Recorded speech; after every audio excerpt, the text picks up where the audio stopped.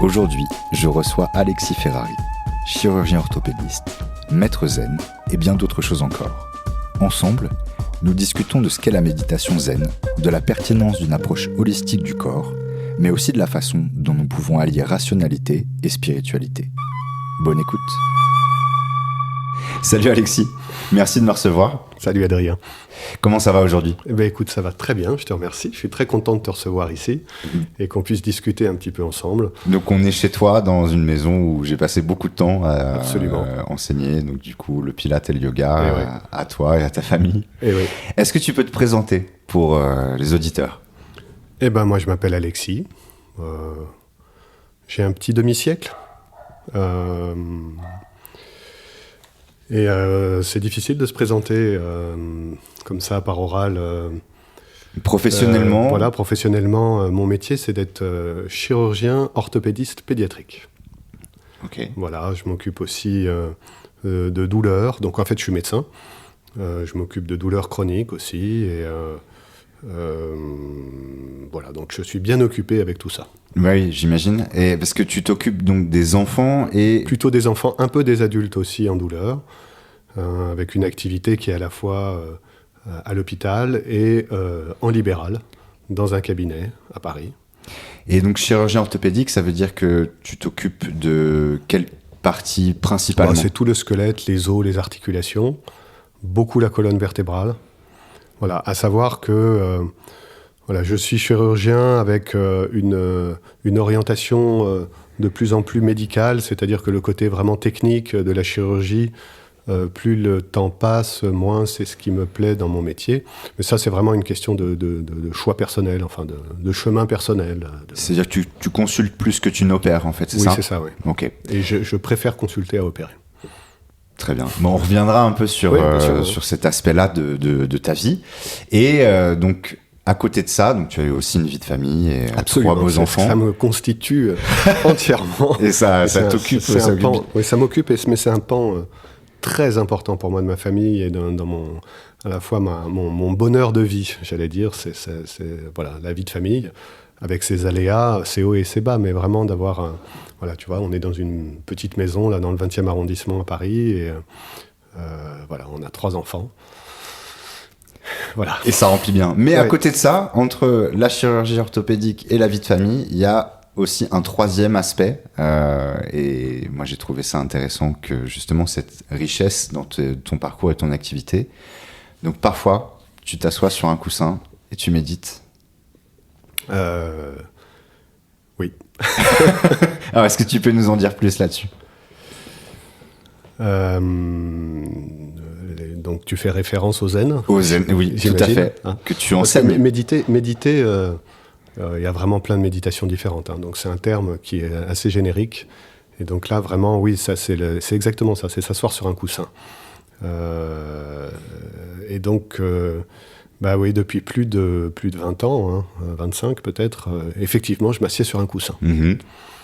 Et ce que j'en dirais là, comme ça, spontanément, c'est que le matin, on prend une douche pour se laver. Et le zen, c'est un peu le nettoyer, c'est un peu l'hygiène, j'allais dire, de l'esprit, de l'âme. Voilà. Okay. Et donc, comme on prend sa douche le matin, on peut s'asseoir aussi sur un coussin pour se nettoyer à nouveau, de l'intérieur. Très bien. Ça aussi, c'est une image. Hein. Oui, bien sûr, mais c'est intéressant parce que ça a l'air très simple, expliqué comme ça. Oui. Et le zen, il y a cette... une dualité entre la profondeur et la complexité des enseignements et des pratiques, et en fait la simplicité aussi à laquelle ça amène et comment ça peut rentrer dans le quotidien. Mais c'est parce que c'est très simple que c'est très compliqué. À la japonaise. C'est ça. Bon, on en reparlera aussi. D'ailleurs, cette image du nettoyage, c'est très japonais. Les Japonais, c'est des dingues, c'est des obsessionnels du nettoyage. Dans les chiottes du métro à Tokyo, on peut lécher par terre, pratiquement. Et donc, c'est vraiment une image orientale de nettoyer. C'est plus qu'en France, peut-être. Ok, c'est au-delà de l'hygiène. Oui, c'est ça. Très bien. On va développer cette notion. Enfin, moi, je trouve ça passionnant, le pont entre les cultures. Alors, avant d'aller plus loin, est-ce que tu pourrais m'expliquer, le podcast, ça s'appelle La tête aux pieds. Et quand je reçois quelqu'un et je discute avec des gens, je leur demande ce que ça leur évoque. Puisque l'idée, c'est que ce soit une définition en construction. Qu'est-ce que tu dirais, toi, comme ça, spontanément ? Ce que ça m'évoque spontanément, c'est probablement l'entièreté de la personne. C'est le fait de se sentir entier, qui est quelque chose de très important dans la vie, parce qu'on est quand même beaucoup morcelé. Et en même temps, c'est se sentir entier et se sentir là où on est. C'est-à-dire que si on ne dépasse pas sa frontière, sa peau, dans l'être là, dans la perception, et ben on est malheureux, on est centré sur soi, et on n'est pas dans l'énergie de la vie, j'allais dire, dans l'ouverture de la vie. Voilà, donc c'est à la fois être entier et être ouvert, voilà, pour moi. C'est magnifique. Et vraiment, cette question que je pose, c'est pas un gadget, parce que en fait, j'ai décidé, je vais faire une compilation de toutes les réponses, qui sont toutes différentes et toutes complémentaires, mais la tienne est vraiment très très belle, je trouve. Donc merci beaucoup. Merci. Ça me fait penser alors tu vas revenir un petit peu sûrement sur les enseignements qui t'ont influencé, et tu as parlé d'aperception, ce qui me fait penser que au-delà du zen et de la chirurgie, enfin de la médecine à laquelle tu t'es formé, il y a eu d'autres influences dans ta vie, notamment l'aptonomie. Oui. Est-ce que tu pourrais expliquer ce que c'est l'aptonomie ? Alors, j'ai pas parlé d'aperception, c'est toi qui le dis, mais effectivement, sans le dire, j'en ai parlé. D'accord. C'est très difficile de définir l'aptonomie, là, comme ça. L'aptonomie, c'est... On pourrait dire simplement que c'est une science de l'affectif, c'est-à-dire des relations de l'être humain dans son monde de vie et avec les autres humains. Et c'est comment Franz Weinmann, le fondateur de l'aptonomie, a étudié ce qu'on appelle une phénoménologie, c'est-à-dire des règles de fonctionnement qui sont à la fois universelles, reproductibles, et c'est pour ça qu'on dit que c'est une science, en fait. Mais c'est une science humaine, hein, c'est pas une science dure. Voilà. Et donc, c'est tout on pourrait dire une voie, un chemin de maturation de la personne dans ce domaine d'être dans son monde de vie, en fait. Alors, avant de te connaître et qu'on en parle plus ensemble, moi, j'avais entendu parler de ça dans une application qui est peut-être la plus connue pour les gens, c'est-à-dire l'accompagnement de la femme enceinte et comment mettre à la fois la mère, mais aussi le père en lien avec le bébé.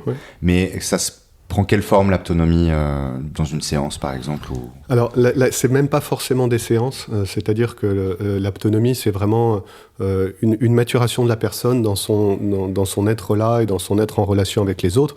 Donc, ça enrichit le quotidien, quel qu'il soit. C'est qu'on soit chez soi, dans le métro, dans son métier. Et alors, c'est quand même particulièrement utile dans le monde du soin. Et c'est pas forcément des séances, mais ça peut être comment être là de façon plus humaine, on va dire, dans le monde du soin. Très bien. Et alors, du coup, toi, le soin, c'est quelque chose qui t'intéresse beaucoup. Bah oui. Et donc, tu me disais que tu t'es aussi formé à l'ostéopathie. Oui. Et... Il y a bien longtemps. Ouais. Il y a bien longtemps. Ouais. Et donc, tu as fait un cursus complet d'ostéopathe ? Absolument, mais universitaire, oui. D'accord, c'est-à-dire universitaire. C'est-à-dire que c'est les formations qui sont ouvertes pour les médecins et qui sont donc plus courtes que les écoles d'ostéopathie comme ça se fait actuellement. D'accord, mais si tu as déjà un bagage de médecine, forcément il y a des ponts beaucoup plus rapides qui se font. Mais c'était très intéressant. En fait, je crois que ce qui m'avait motivé, c'est qu'à l'époque, j'étais donc chirurgien orthopédiste et il y avait 70% ou 80% de mes patients qui venaient avec une plainte et pour laquelle je n'avais pas de réponse. C'est-à-dire que les radios étaient normales, qu'il n'y avait pas de maladie, de choses comme on l'apprend dans notre cursus de chirurgie, et il n'y avait pas de réponse. Et voilà. Pourtant, ils avaient mal. Et pourtant, ils avaient mal. Et donc, voilà. Donc, ça a été vraiment un enrichissement Alors, je ne fais pas de consultation d'ostéopathie en tant que telle. Je travaille avec des ostéos. J'en fais de temps en temps. Mais ce n'est pas l'essentiel de mon activité.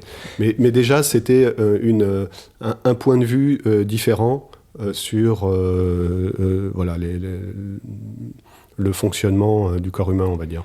Mais ces gens qui venaient avec des douleurs qui n'étaient pas reconnues reconnues ou identifiables médicalement, du coup, tu les traitais ou c'était juste pour mieux comprendre, pour avoir une autre perspective? Au départ, c'était pour mieux comprendre, et après, je l'intègre un peu dans ma consultation quand même. Mais s'il y a vraiment besoin d'un... soit c'est un problème qu'on peut régler comme ça. Et donc, effectivement, à ce moment-là, je le règle avec l'ostéopathie. Parfois, ça demande un peu plus de séances et autres. Donc, dans ces cas-là, j'oriente sur mes confrères ostéopathes. Et du coup, c'était quoi ces douleurs qui, effectivement, n'étaient pas reconnues par la médecine? Ça peut être plein de choses. C'est très complexe, hein, la douleur. Mais l'ostéopathie répond quand même essentiellement à tout le champ, j'allais dire, mécanique, mais non lésionnel au sens médical du terme, parce que l'ostéopathe va parler de lésions, mais en fait, c'est-à-dire toutes les restrictions de mobilité dans le corps humain. Alors ensuite, je dis c'est mécanique, mais évidemment, l'être humain, c'est pas une machine, donc ça va au-delà de la mécanique. L'ostéopathe, lui, il s'occupe essentiellement quand même de redonner de la mobilité là où il n'y en a pas. D'accord. Et donc ça soulage beaucoup les douleurs Oui, ça aide. Je pense que chacun d'entre nous sait que des fois, on est un peu bloqué ou on a mal et qu'on va voir un ostéopathe et que ça va mieux. Ok. Et donc là, effectivement, c'est pas, comme tu disais, des lésions au sens médical. Et donc ça... Non, ça, il faut être très clair. Il faut être très clair que ça résout pas tous les problèmes et qu'il y a des fois où on a besoin du chirurgien, où on a besoin du médecin, des antibiotiques, Voilà, ça s'oppose pas, c'est complémentaire. Non, voilà, c'est complémentaire, mais qu'il y a aussi des fois où, en fait, la douleur vient de... Si on restaure la mobilité dans le corps, il n'y a pas besoin ni de médicaments, ni de chirurgie. Absolument. Donc, effectivement, les deux sont complémentaires, il faut juste savoir... Oui, il faut absolument que chacun milite pour une approche très, très globale en médecine, ce qu'on appelle la médecine intégrative. Ça, c'est essentiel que chacun a sa place, en fait, et si on peut travailler main dans la main, c'est quand même beaucoup plus riche pour le patient. Oui. Et pour les thérapeutes aussi. C'est pour l'ensemble, même pour la société en général, parce que la question, c'est la douleur, donc du coup, que si la douleur diminue, c'est quand même bien. Et la cessation de la souffrance, qu'on retrouve un peu dans d'autres domaines qui t'intéressent, quoi. Comme dans le zen, par exemple. Ouais. Alors, douleur et souffrance, c'est deux choses différentes. Alors, ce serait quoi la différence ? La douleur, hein, c'est un vécu qui est à la fois physique et émotionnel. Et la souffrance, c'est ce qu'on fait éventuellement de notre douleur ou d'autres choses. C'est-à-dire qu'on peut être dans la souffrance sans avoir de douleur. Oui. Et la souffrance, c'est comment la personne porte son fardeau. Et qu'est-ce qu'elle en fait. On peut avoir une douleur, même forte, et ne pas être dans la souffrance. On peut avoir une souffrance sans avoir de douleur. Voilà. Ok. Donc c'est plutôt une question d'attitude, la souffrance ? La souffrance, c'est la personne. C'est l'état de la personne. Ok. Donc ça, peut-être qu'on reviendra là-dessus sur le fait de comment certaines pratiques peuvent aider à moins souffrir, peuvent pas éviter la douleur, mais moins souffrir. Oui. Mais toi, pourquoi tu as choisi de devenir soignant ? Je ne sais pas. Je ne saurais pas répondre à cette question. C'est probablement compliqué. Ouais. C'est assez intime aussi. Oui. Je pense que malgré des années de travail, on pourrait presque dire analytique, mais tu vois, je peux avoir des idées, mais une réponse simple à cette question, je ne l'aurais pas. Ok. Parce que du coup, effectivement, tu es médecin, mais le zen, tu le pratiques pour toi, mais tu l'enseignes aussi. Oui. Et dans quel cadre est-ce que tu l'enseignes ?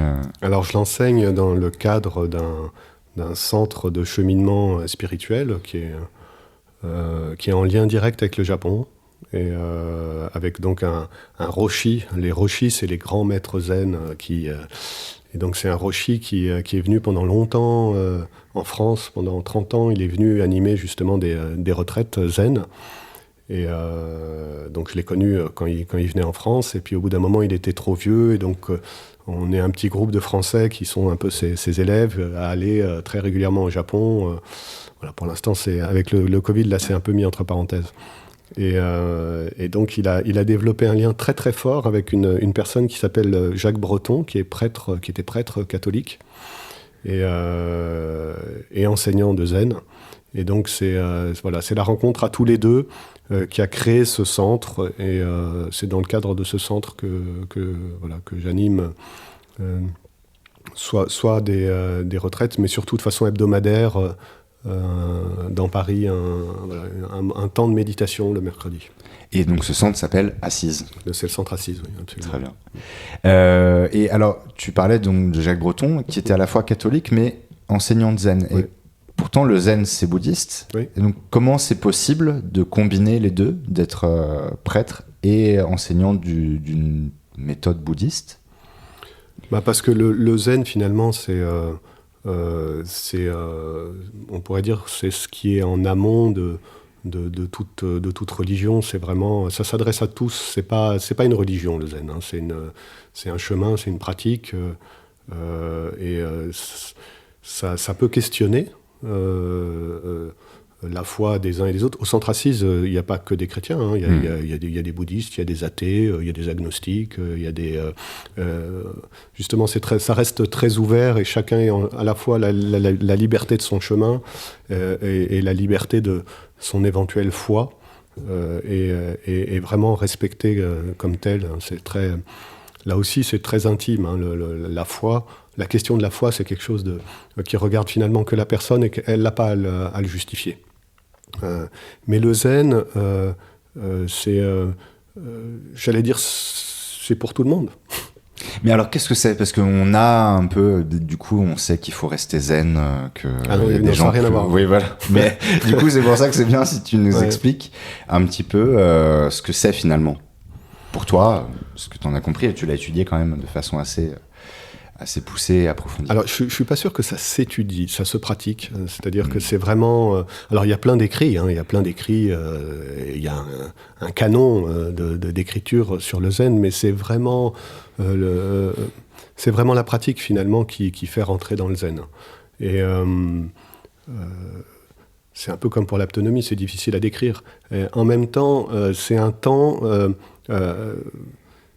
c'est un chemin de transformation de la personne, basé sur un exercice qui est très simple, qui est de rester assis immobile pendant un certain temps, dans une posture qui est quand même assez définie, en fait. Et c'est pas par hasard qu'elle est définie comme ça, c'est parce que c'est une posture qui est à la fois stable, et dans laquelle la personne peut vraiment intérieurement se relâcher, mais se relâcher, ça ne veut pas dire s'avachir, mais s'abandonner, on pourrait dire, sans s'effondrer, c'est-à-dire en restant vraiment à la fois dans sa verticale et dans un axe, et c'est cette espèce d'ambivalence entre le fait de se donner intérieurement et donc de s'installer en bas, sans du tout ni s'avachir, ni s'endormir. Et à quoi ça sert ? C'est un moment, en fait, où c'est un moment qu'on se donne pour quitter, j'allais dire, le théâtre des illusions de notre mental habituel, et tout à fait respectable, si tu veux, mais on est quand même en permanence dans ce filtre. Et là, on se donne un moment, en fait, pour se dire que... enfin, on ne se le dit pas, mais en fait, pour aller ailleurs, pour être là. En fait, on rentre dans la présence. Et c'est donc un moment de présence. Le zen, c'est un moment où on est présent. Où le filtre du mental, petit à petit, se dissipe un peu, et puis il revient, puis il se redissipe. Mais vraiment, il y a ces moments qu'on peut goûter où on est vraiment présent. Et ça se cultive. Après, dans le zen, il y a aussi quand même toute une partie d'exercices un peu plus intensifs. Et ça fait partie du chemin aussi. Hein. C'est dans le chemin du zen, tu as ce qu'on appelle les sesshin, qui sont des semaines de retraite, alors là, extrêmement intensives, extrêmement dures, et où l'objectif est d'aller plus loin, c'est-à-dire d'aller plus profondément dans la découverte de notre être et de ce qui nous constitue. Et donc l'un va avec l'autre. Il y a un exercice quotidien, il y a ces périodes plus profondes, et il y a la vie de tous les jours qui est finalement là où tout s'accomplit. Oui, parce que le but, donc, du coup, c'est d'avoir une vie plus heureuse. C'est de vivre sa vie, non, plus heureuse. Oui, bien sûr. Je pense que chacun d'entre nous souhaite avoir une vie heureuse. Enfin, en tout cas, d'aller vers le bonheur de vie. Ça ne veut pas dire heureux, ça veut... Il faut savoir ce qu'on veut dire par là. Alors, mais qu'est-ce que ça voudrait dire pour toi ? Ce serait quoi la différence entre le bonheur de vie et le fait d'être heureux ? Non, j'ai pas dit qu'il y avait une différence, non. Mais du coup, qu'est-ce que ça apporte le zen ? Enfin, en quoi ça permet de se rapprocher du bonheur ? Je pense que ça libère la vitalité, la joie, l'authenticité de soi. On a l'impression d'être vraiment, petit à petit, vraiment de plus en plus soi-même, et ça rend la vie vivante. C'est-à-dire que on voit quand même autour de soi beaucoup de personnes qui sont un peu plus dans la survie que dans la vie. Et puis le chemin du zen, ça va quand même extrêmement profond, et donc ça justifie la vie. Et ça, c'est très fort. Pourquoi on vit ? Pourquoi on est là ? C'est quoi la vie ? C'est quoi la mort ? C'est absurde, la mort, la maladie, la souffrance. Il y a quelque chose d'absurde. C'est probablement cette perception de l'absurdité qui met en chemin. Et on peut être mis en chemin sur des chemins très, très différents, qui sont ni mieux ni moins bien les uns que les autres. Il faut trouver celui qui nous convient.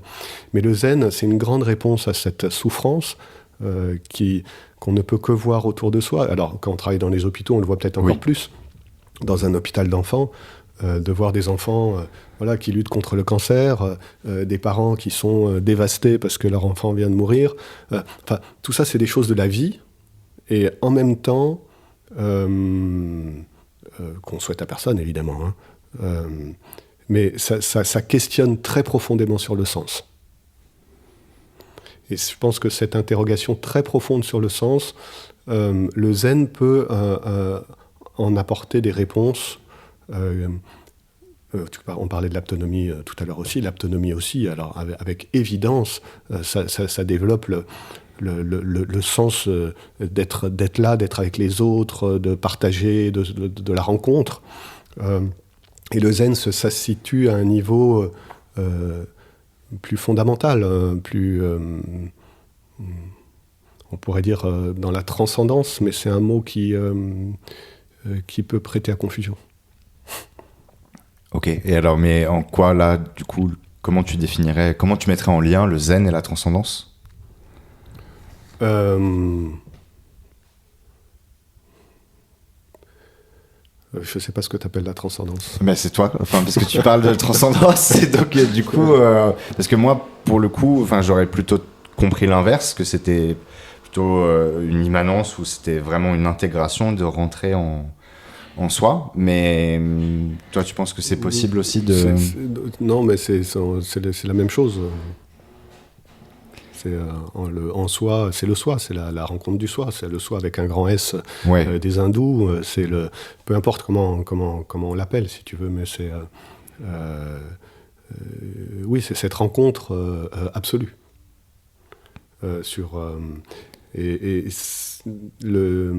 Mais dans le zen, on ne parle pas beaucoup, et on se méfie énormément justement des mots, des concepts. C'est pour ça que je veux pas. C'est vrai que j'ai dit transcendance, mais c'est un mot qui peut être tellement interprété. Je ne sais même pas quel était le sens que je voulais y mettre, si tu veux. Mais Voilà, on est très très prudent dans le zen des mots et des concepts, hein, parce qu'ils sont forcément réducteurs et que finalement, et c'est pour ça que dans le chemin du zen, on utilise beaucoup les paradoxes, ce qu'on appelle les koans. Ouais. On utilise des situations qui peuvent paraître absurdes et pour lesquelles il n'y aura pas de réponse rationnelle pour justement sortir de tout ce qui peut enfermer. Ouais, conceptuel. Alors, est-ce que tu peux expliquer un moment ce que c'est le koan ?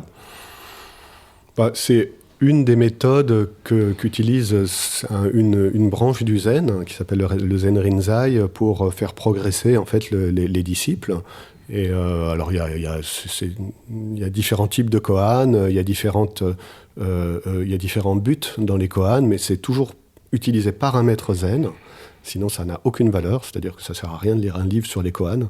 Et le maître zen va donner à son disciple, au moment où il le juge opportun, un koan adapté qui va lui permettre de faire un pas de plus sur son chemin. Alors, il y a les grands koans, qui sont les koans qui doivent nous amener à la grande expérience de l'être, c'est-à-dire au kensho, à l'illumination. Mm-hmm. Donc c'est voilà, il y en a plusieurs et puis mais il y a je crois 5000 koans et pour être maître zen il faut avoir passé les 5000 koans. D'accord. Voilà. Mais est-ce que tu peux nous donner un exemple d'un koan pour qu'on comprenne ? Oui. Ou qu'on comprenne pas, mais tu vois qu'on voit à quoi ça ressemble. Un koan très connu, ça va être par exemple si je dis que quand je tape dans mes deux mains, ça fait ça. Voilà. Et quel est le son d'une seule main ? Voilà. Ça. Ou quel était ton visage avant la naissance de tes parents ? Oui, donc le but, c'est pas donc d'avoir la réponse factuelle, mais un peu de perturber le fonctionnement du mental jusqu'à sortir d'un truc un peu de surface. Je dirais que ça te fait rentrer dans une cogitation profonde. Cogitation entendue au sens pas du tout intellectuel, mais au sens d'interrogation profonde qui t'emmène effectivement, qui t'emmène dans la profondeur de ce que tu es. Ouais. Ok. Ouais. Donc un peu comme la méditation, c'est une façon de casser le fonctionnement du mental ou de sortir de quelque chose de superficiel, quoi. C'est un support de méditation, le koan. Et en même temps, le koan est utile parce qu'il ne sert à rien. Magnifique. Très belle phrase. Alors, il y a une notion, ça me fait penser à quelque chose à laquelle je repense régulièrement. Il y a une notion donc au Japon, dans les arts martiaux, mais aussi dans le zen, qui s'appelle le hara, ouais. Donc, qui est un centre énergétique, postural. On disait, je pense à tort d'ailleurs, que les samouraïs faisaient harakiri, enfin ça s'appelle pas vraiment comme ça s'appelle seppuku, mais donc ils s'ouvraient le ventre comme c'était un suicide rituel pour maintenir leur honneur et montrer que donc du coup leur hara était intact malgré le déshonneur ou quelque chose comme ça. Et un jour je me rappelle que tu m'avais dit, mais parce qu'on parlait beaucoup de ça du centre en pilates, on pratiquait le pilates ensemble, et donc moi je faisais des liens avec le hara, et un jour tu m'as dit non, le hara c'est aussi un espace-temps. Donc voilà, donc ça revient toutes les semaines, je réfléchis à ça. Il y a des moments où j'ai capté le truc, je me suis dit, c'est ça qu'il voulait dire, et puis bon, après c'est parti. Mais alors, qu'est-ce que tu voudrais dire par le hara, c'est un espace-temps ? C'est pas que des muscles, c'est pas le périnée, les abdominaux Oui.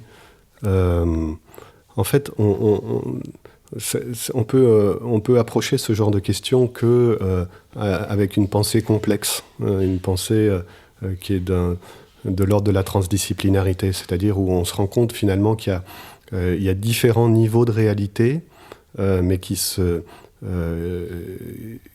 s'opposent pas les uns les autres. C'est-à-dire que oui, il y a le périnée, oui, il y a la coupe du bassin, oui, il y a tout le ventre et toute cette zone finalement qui est le hara, le ventre. Littéralement, hara en japonais, ça veut dire ventre. D'accord.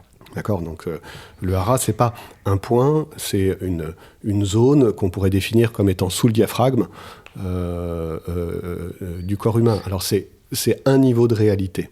Et il y a beaucoup d'autres niveaux de réalité qu'on peut rapporter à cette zone, qui est toute la vie affective, c'est-à-dire des sentiments, des émotions de la personne. Et l'image que mon maître Noro Sensei utilisait, c'était de dire que finalement cette zone, c'était la rencontre c'était la zone de la rencontre entre la force de l'eau, c'est-à-dire la force qui descend du ciel et qui nous traverse et qui va dans la terre.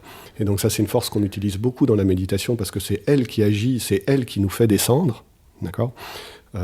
Et la force du feu, qui est la force qui part de la terre et qui va dans l'espace, qui nous ouvre. Et donc ces deux forces, qui sont deux forces fondamentales qui constituent l'univers, dans la cosmologie japonaise, en fait, elles se croisent, elles se rencontrent dans le hara. Voilà. Et finalement, c'est l'endroit où on rencontre Dieu, selon Noro. C'est Maître Noro qui dit ça. D'accord. Ok. Bon, donc c'est puissant, quoi. Et ouais. c'est la pratique du zen, elle est organisée autour de ça, autour de cet espace-temps. Eh ben, comme toujours, le zen ne met pas de mots et ne cherche pas à interpréter ou à mettre des concepts. Et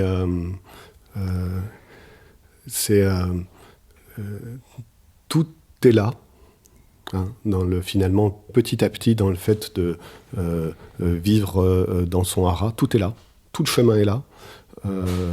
Et en même temps, c'est pas du tout explicité, c'est-à-dire que jamais, moi j'ai entendu mon maître de zen parler du hara, sauf à se taper le ventre des fois, comme ça, ou par exemple en disant que il y a des histoires comme ça zen qui dit que par exemple le maître zen tape le koan contre son hara pour que les étincelles puissent atteindre son disciple. Enfin, tu vois, il y a des images, il y a des images comme ça. Mais jamais je l'ai entendu en parler. Et ce qui est très clair, c'est que les Japonais sont beaucoup plus facilement dans leur hara que les Occidentaux. De façon culturelle, mais ils vivent le hara. Comment ça se traduit ? Eh bien, c'est une façon d'être là, qui est à la fois plus tranquille, probablement plus stable, plus ancrée. Une présence. Voilà, on retrouve tous les éléments en fait voilà. Qu'on cultive dans le zen, en fait, ça imprègne le quotidien aussi. Oui, bien sûr. Mais du coup, effectivement, donc c'est pas des grands discours et il n'y a pas des grands traités, même s'il y a beaucoup d'écrits. Il y a un canon du zen, et puis il y a aussi, moi j'ai pas mal lu d'expériences d'occidentaux notamment qui s'initiaient à la méditation, et c'était très riche justement dans le dépouillement. Et j'ai envie de revenir là-dessus pour bien que ce soit clair que du coup on peut pratiquer le zen si on est d'une autre religion, alors que pourtant le zen ça vient du bouddhisme. Oui. Mais que même si c'est bouddhiste, logiquement, dans les endroits où on pratique le zen où je suis allé, il y a peu d'ornementation. Et je sais pas, même pas s'il y a des statues de Bouddha, par exemple, dans les endroits où on pratique le zen. Oui, il peut y en avoir, bien sûr. Mais c'est très comparé à d'autres endroits bouddhistes, d'autres temples bouddhistes ou d'autres traditions. C'est beaucoup plus dépouillé. Oui, la pratique est très dépouillée. Mais même les lieux. Les lieux, mais non, ils sont authentiquement bouddhistes et ils le revendiquent. Mais on peut être chrétien et rencontrer Bouddha. On peut être probablement bouddhiste et rencontrer l'image du Christ. Oui, voilà, ça c'est intéressant, puisque que ton maître il parle de Dieu, alors que logiquement, c'est pas une notion. Non. Donc, mais on pourrait penser qu'a priori il y a une contradiction. Puisque, ou que ces enseignements s'opposent, alors que c'est au contraire très heureux qu'ils se rencontrent. Mais comment quelqu'un qui pratique le zen pourrait rencontrer l'image du Christ, par exemple? Alors, j'ai compris que ça t'embêtait mes questions, parce que t'es un bon maître zen, mais si tu pouvais donner 2-3 éléments. Parce que c'est très beau et c'est rare d'entendre ça aussi. Non, je peux pas donner d'éléments. Je pense qu'il y a des personnes qui peuvent vivre des moments qui sont signifiants pour eux. C'est-à-dire qu'ils ressentent de l'intérieur que pour eux, il y a de ça. Et que là, c'est comme ça que ça parle en eux. Et c'est pas là non plus, c'est pas du tout intellectuel, mais c'est leur vécu, et un vécu qui peut faire force pratiquement d'évidence. Voilà. Et ben ça leur appartient, et ça les détermine aussi, du coup. Hein. Mais tu vois, on peut pas en faire une généralité. C'est encore une fois, on est dans le domaine à la fois de l'intime et du non. Je sais même pas s'il faut chercher à l'exprimer ou voilà, mais ça constitue profondément la personne, du coup.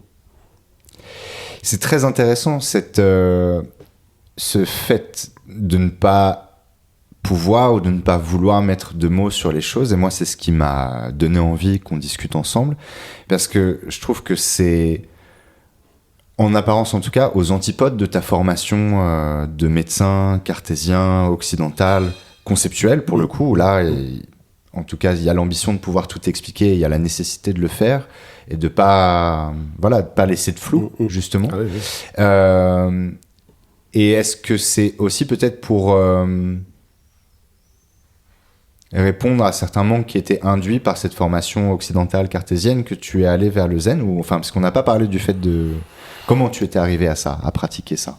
Alors, il y a 2 questions. Voilà, il y a 2 questions. Donc. Première question, est-ce que du coup c'était pour combler un manque dans la formation que tu avais reçue? Non, c'est pas pour combler, mais je pense que la rigueur, elle est, dans les métiers de soins, elle est absolument essentielle. C'est-à-dire qu'on ne peut pas se passer ni de la technique, ni des connaissances, parce que sinon on est un charlatan. Hein. Si on va voir un chirurgien et qu'on lui confie notre santé et que le mec il fait des trucs un peu, ça n'a pas de sens. Voilà, donc il y a une exigence et de mise à niveau, et de formation, et de remise en question, alors ça c'est absolument indispensable. Après, la question c'est que quand on s'occupe d'autres êtres humains, on ne s'occupe pas de mécanique, et que justement ce sont des êtres humains. Et donc il y a tout un pan qui est probablement, mais il n'y a pas que dans la médecine, mais dans la société, qui est probablement mis de côté, qui est le fait que on n'est pas que dans l'effectivité, mais il y a aussi toute la relation, il y a tout le monde affectif en fait qui est absolument fondamental. D'accord ? Et là il y a un manque dans la médecine. Là, l'autonomie vraiment répond, et une réponse extraordinaire, formidable, pour combler ce manque, pour l'enrichir, et pour se rendre compte que finalement, quand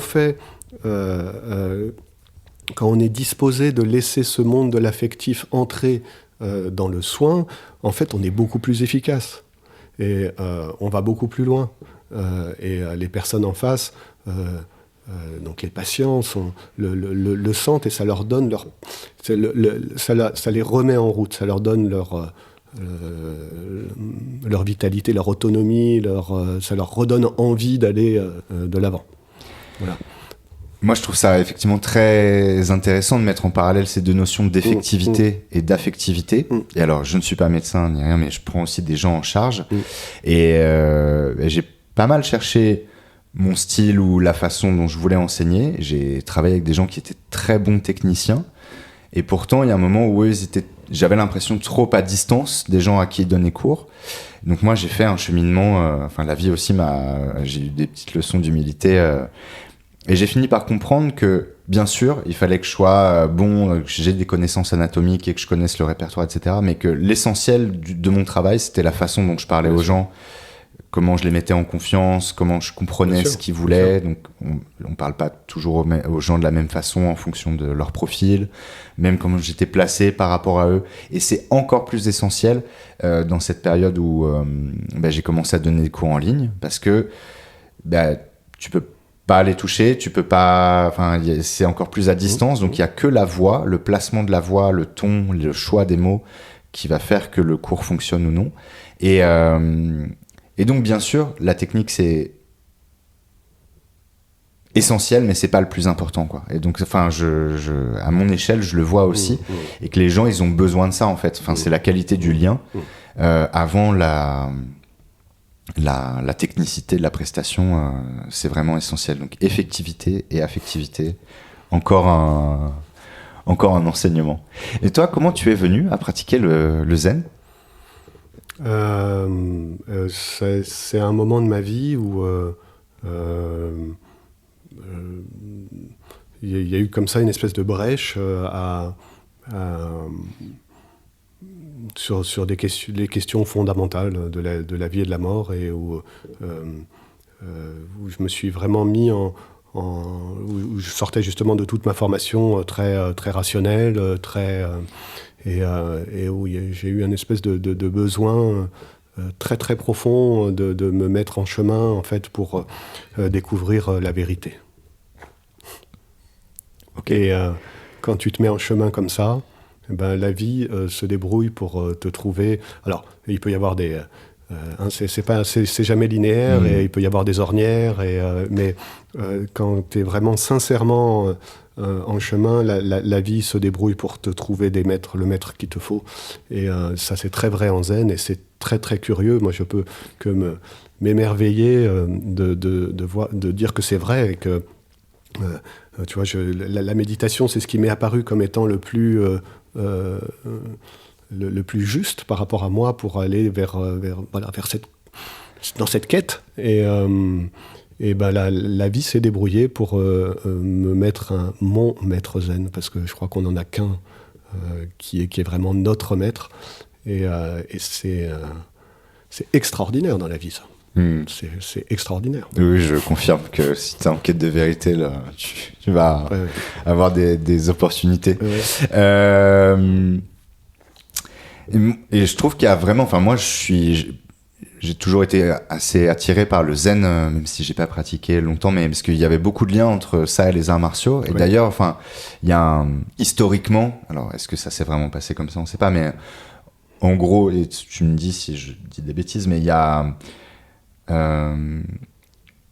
donc le bouddhisme est passé d'Inde en Chine, puis après il y a eu besoin de revitaliser un peu le bouddhisme en Chine, qui a un peu périclité, et il y a un patriarche bouddhiste qui s'appelait Bodhidharma, qui est parti d'Inde vers la Chine, d'abord qui a rencontré l'empereur, et puis l'empereur était moyennement intéressé par tout ça, donc il est allé dans un monastère qui s'appelait Shaolin, où là, du coup, il aurait vu les moines un petit peu avachis et peu sérieux dans la pratique, donc il les a un peu dynamisés, disons. Et c'est lui, enfin, encore une fois, c'est la légende, hein, mais donc c'est là que le zen est né, parce qu'il a remis la méditation au centre et pas justement l'aspect conceptuel et livresque.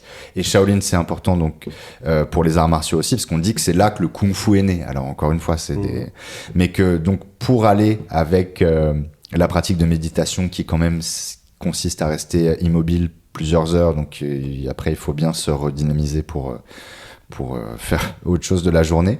Et donc Bodhidharma, probablement on dit qu'il aurait pratiqué le Kalaripayat, qui est un art martial indien, un des plus anciens du monde, et donc il aurait transmis aussi ces techniques-là, et après que ce serait devenu donc le Kung Fu Shaolin, qui a fait rêver tous les jeunes pratiquants d'arts martiaux, y compris moi.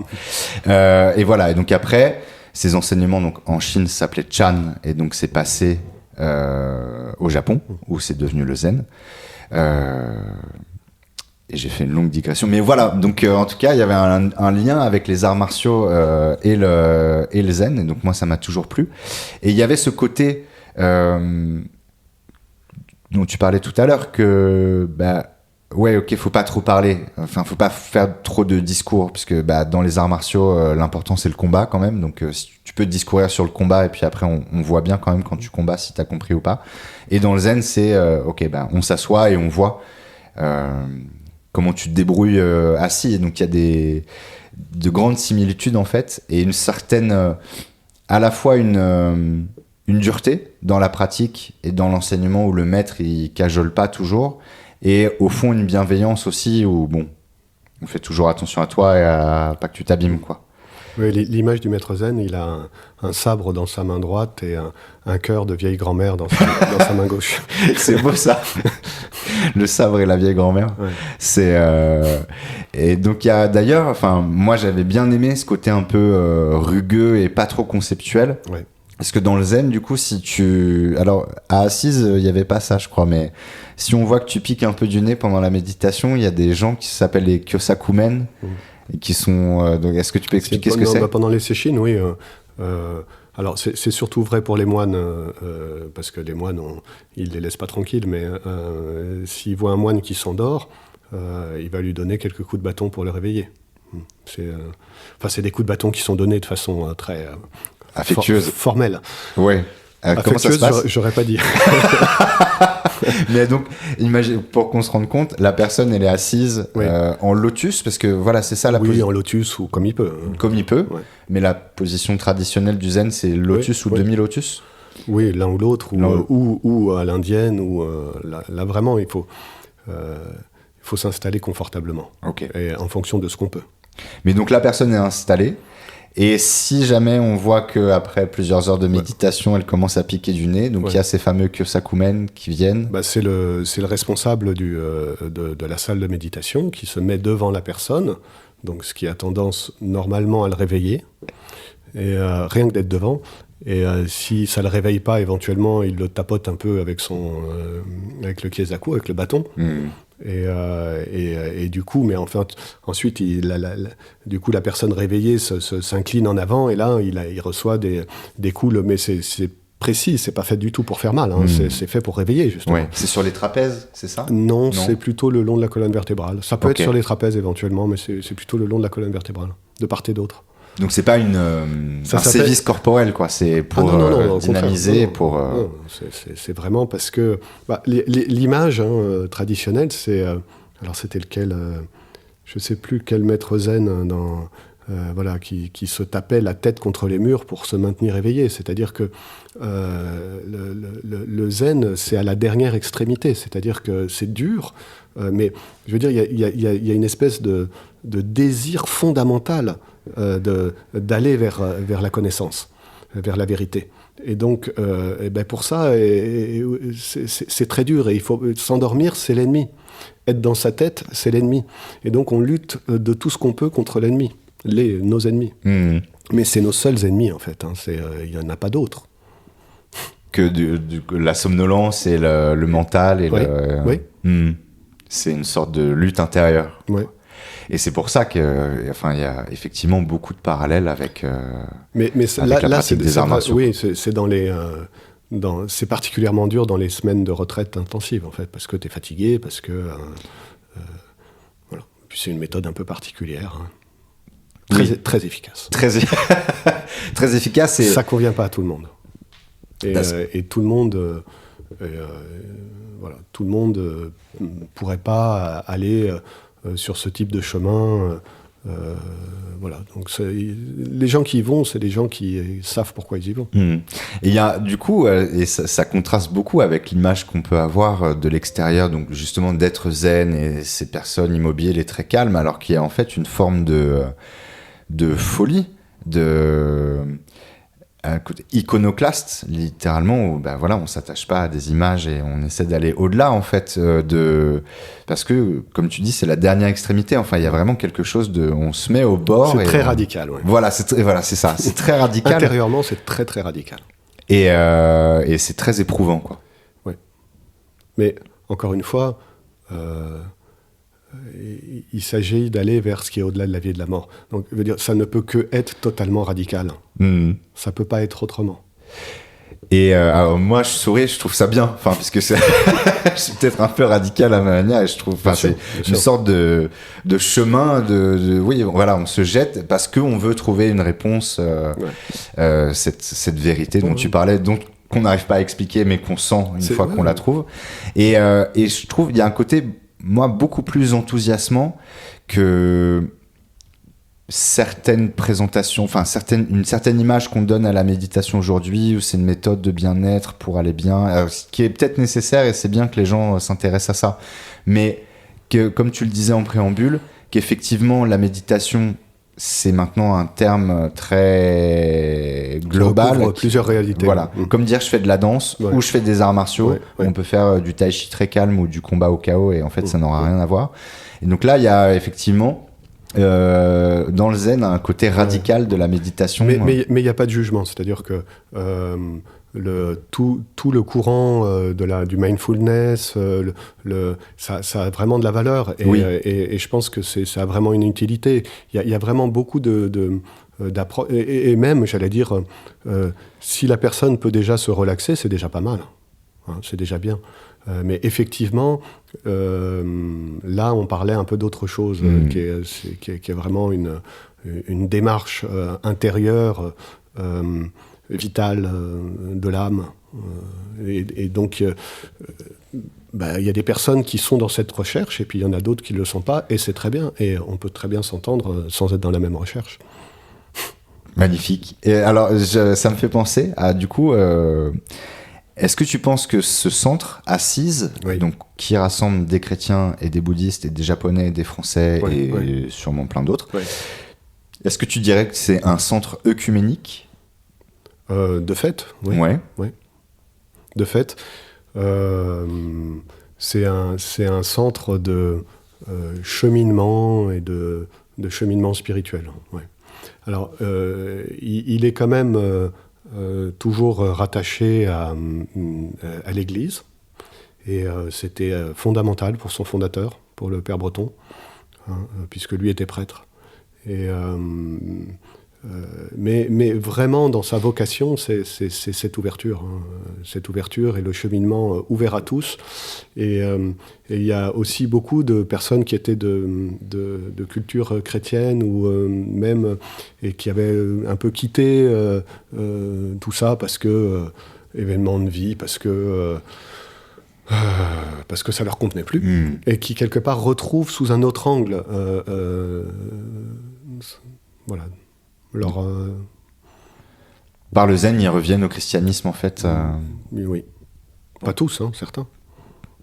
Donc tous les chemins sont ouverts et possibles. Ouais. Magnifique. Est-ce que tu voudrais ajouter quelque chose sur tout ce qu'on s'est dit, parce qu'on a déjà quand même couvert beaucoup de sujets, et je sais que tu es un homme occupé. Donc pour conclure, est-ce qu'il y a quelque chose qui te vient ? Qu'est-ce qui me viendrait ? Où qu'on soit, quoi qu'on fasse, et même chez soi, avec ses proches, et c'est pas forcément le plus facile, si on peut,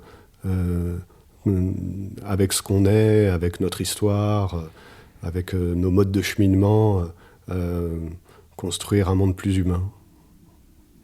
C'est chouette. C'est chouette. Et surtout, c'est effectivement avec les proches que c'est plus dur. Et parfois. Mais parce qu'il y a une phrase comme ça qui dit que si tu crois que tu as progressé spirituellement, retourne dans ta famille. Parce que c'est très juste. Ceux qui nous touchent le plus, qui nous déclenchent le plus. Je demande aussi aux invités à chaque fois s'ils ont une recommandation pour ceux qui nous écoutent. Donc est-ce qu'il y a un livre ou une pratique ou une balade, un film, je sais pas, quelque chose, une petite ressource ceux qui veulent essayer la méditation zen dans un cadre ouvert, ils peuvent venir le mercredi soir au forum 104 rue de Vaugirard. Ils peuvent regarder sur le site. On mettra les infos. Voilà. Bah non, sinon allez vous promener, il fait beau aujourd'hui. Voilà, c'est ça, la simplicité zen. Et il y avait une autre image pour conclure juste, mais tu me disais, donc tu fais souvent des retraites au Japon, enfin oui. tu faisais quand c'était possible, et que le maître, il te faisait balayer la mousse dans la forêt. Oui, absolument. Mais une forêt sans feuilles sur la mousse, c'est superbe, hein. C'est magnifique. Mais ce qu'il y a, c'est que dans la nuit, ensuite, il y a du vent et ça retombe, donc il faut recommencer. Donc, tous les jours, les jours, il faut balayer la mousse. Ouais. Très bien, magnifique image. Merci beaucoup, Alexis, de m'avoir accordé du temps et d'avoir partagé ton expérience qui est très riche. Merci à toi, merci Adrien, bonne journée. Salut.